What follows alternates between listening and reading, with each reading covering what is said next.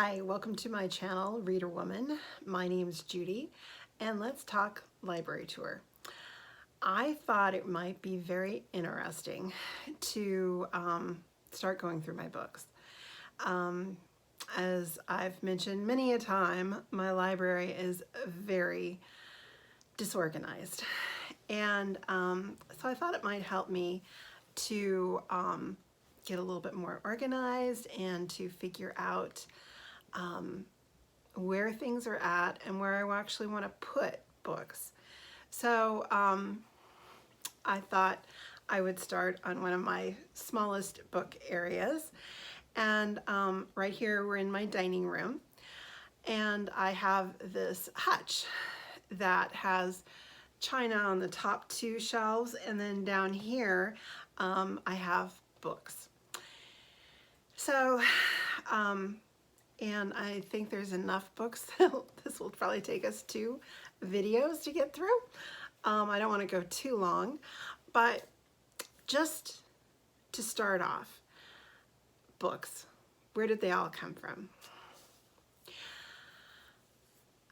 I've bought a lot, had many gifts given to me, and when I go places, as a souvenir, I tend to buy books for myself, and yeah, I have bought a lot of them. However, my mother and father, at least before they were married, after World War II, they both belonged to book clubs, and so I think they had a nice collection between the two of them of a wide variety of things. So I possess a lot of their books. And then there are some old books that I believe came from my great paternal grandfather. Yes, great paternal grandfather, Grandfather Cook. He got kicked out of 2 colleges, and this was probably in the 1860s or 70s. He was very wild. He was a big redhead, and he made a lot of money, but he was kind of a bust and boom guy. And but it's my understanding he had a real love of literature. And my guess, I don't know, but my guess is that's where these books have come from. And so my thought long term for here in the dining room is to have the old books, to have them displayed here. Looking at it, I'm not sure if I have enough of them, but we'll see. And maybe I'll have to add to the collection. But that isn't the beginning of the shelves. My first, oh dear, let's see if my light will stay solid. No, it probably won't. No. Okay, I will go this way towards the light. We will start in the back. And I have an old version of the Complete Book of Interior Decorating. And I'm sure this is one of my parents' books, 1951, it has to be. I must say it's quaint, kind of cool, and you know, full of interesting things. So I will be keeping this. Probably not here though, but I will be keeping it. Let's see here. The next book, oh, this is my Frank Lloyd Wright. This is Inside and Out by Diane Maddox. And I bought this. It's actually a Barnes & Noble book. So it's not super high quality. The paper, you know, is good, but I have a real interest in the arts and crafts style. Oddly enough, not because I've ever lived in a home like that, oh, except temporarily, but my paternal grandmother, she had this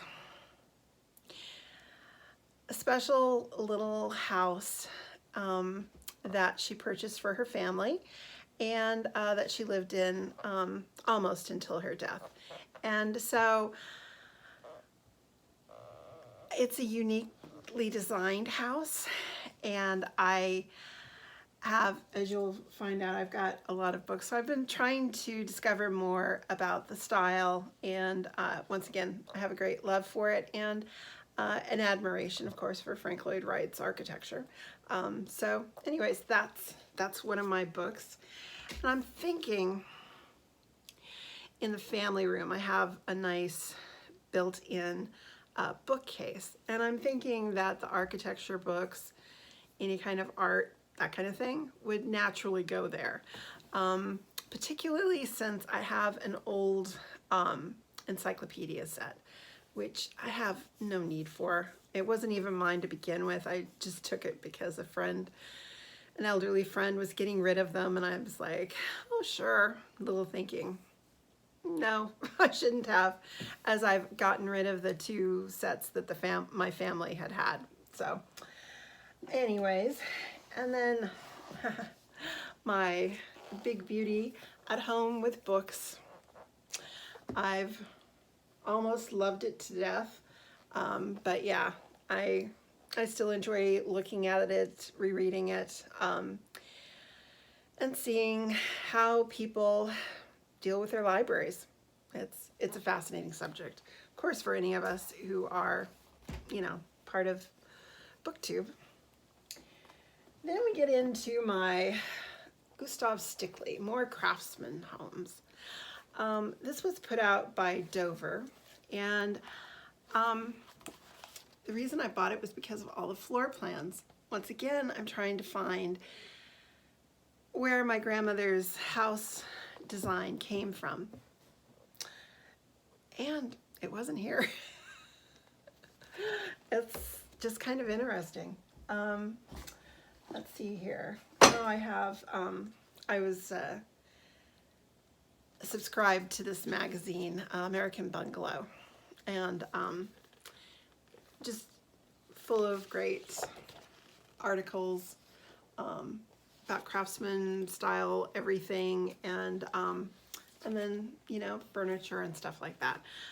This is old though, from 2003. So yeah, I'll put that to one side. I'm not sure if I will, what I'm going to do with that. Let's see here. Aw. To Aunt Judy. Cute. Is it signed?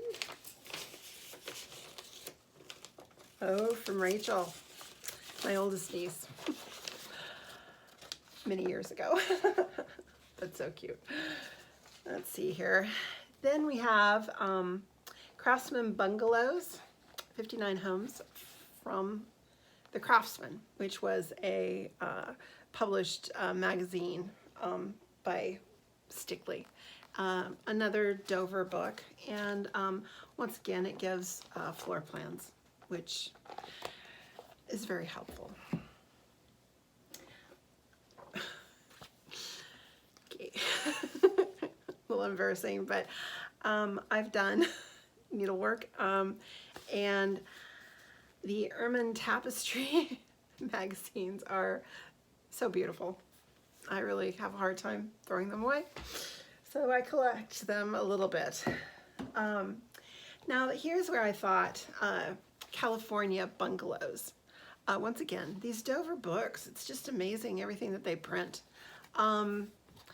I have carefully gone through them to see if I can, you know, get a sense of my grandmother's bungalow, but never have.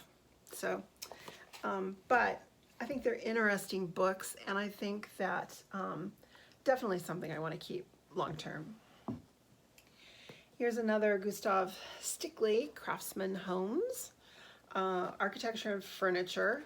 And this has some really nice drawing illustrations. I assume this is from, yeah, Craftsman, the Craftsman, the magazine that they were publishing, which is really a great, growing up as I did in a 60s home in California, that was pretty plain Jane. I think what's always drawn me to the homes is the actual craftsmanship, the details, the built-ins. In my grandmother's bungalow, she and my father had carefully painted all the mahogany woodwork, or cherry or whatever it was, oak. But, you know, for them, they were hoping to lighten it. And so I always think about that wood carefully archived under that many layers of paint. Then I have Radford's Artistic Bungalows, the complete 1908 catalog. So, yeah, once again, a Dover publication.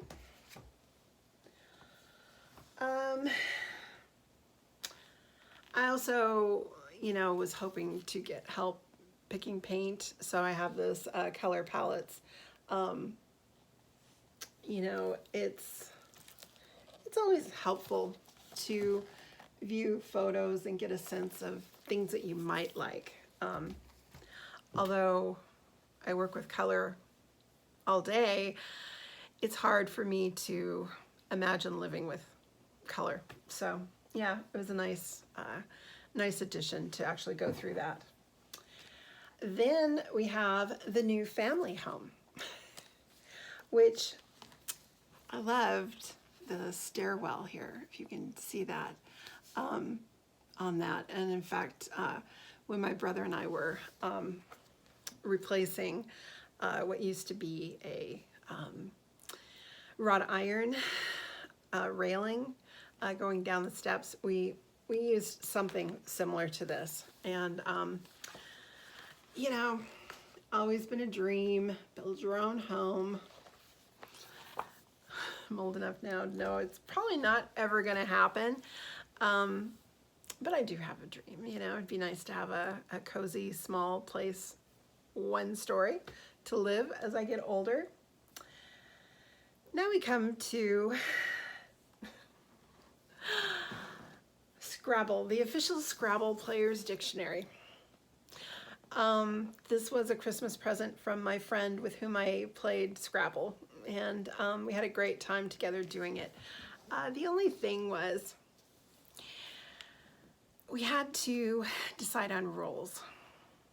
And so I had a copy of the dictionary here. She had one at her house. So no matter where we were at, we could follow the rules. And basically, you could ask the other person to look up a spelling for you, but you weren't able to do it yourself. So anyways, it's, you know, I'm fond of it, but I don't think it should be out here either. Once again, I'm not quite sure where I'm going to put it, but we will see.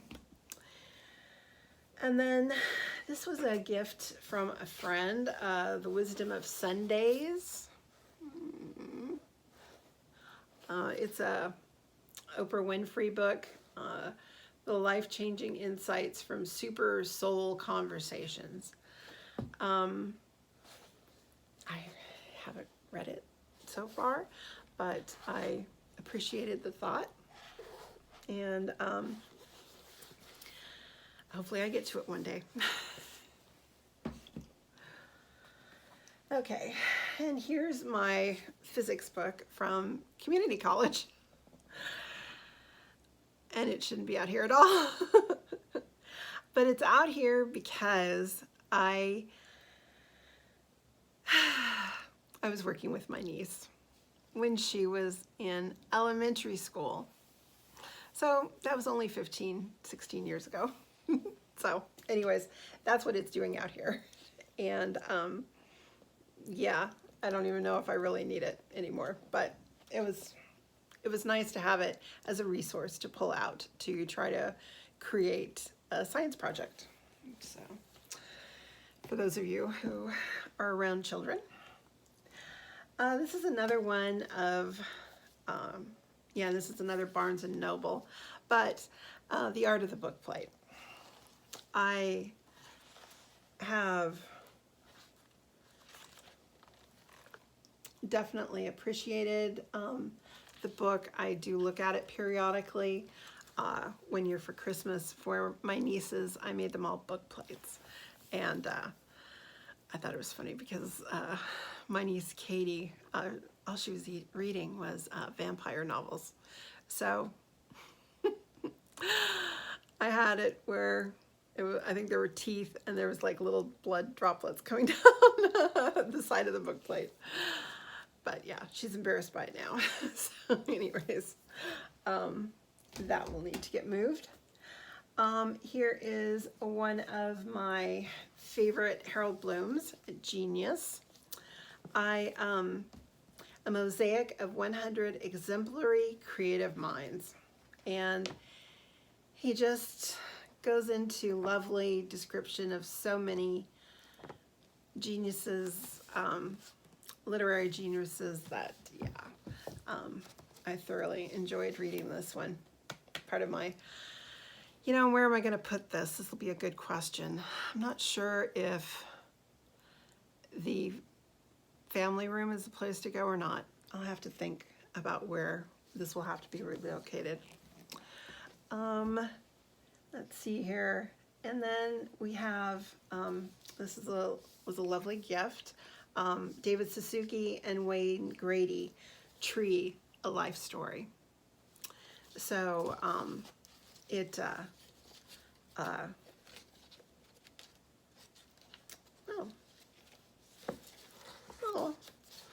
I didn't know what had happened to these. I got these postcards from the Chicago Art Institute. I must say I was very taken with that Chagall lighted structure. And then who's this? Oh, Cezanne. So maybe I'll remove those from the book and have them out and about so I can actually enjoy them. So yeah, this is, I was going to look at when it was published. 2004. So very, very beautiful edition. And I think we will stop there, and I will be back shortly to continue on.